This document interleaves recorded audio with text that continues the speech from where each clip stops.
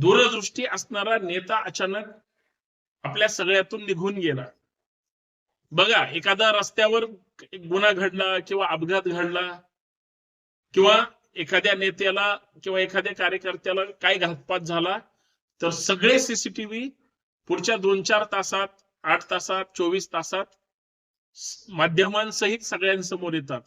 अजित दादा विमानामध्ये बसल्यानंतर अगोदरची एअरपोर्टवर जाण्याची, एअरपोर्टवर उतरल्याची किंवा एअरपोर्ट गेट पासून आतमध्ये गेल्याची, आतमध्ये गेल्यानंतर चेकआउट झाल्या म्हणजे चेक इन झाल्यानंतर सगळे त्या ठिकाणी तो बोर्डिंग पास बीस घेऊन आतमध्ये जाऊन विमानात बसेपर्यंतच्या सगळं सीसीटीव्ही, कारण सगळं सीसीटीव्ही अंडर सगळ्या गोष्टी होतात. यांची सीसीटीव्ही फुटेज का महाराष्ट्राला पाहायला मिळालं नाही?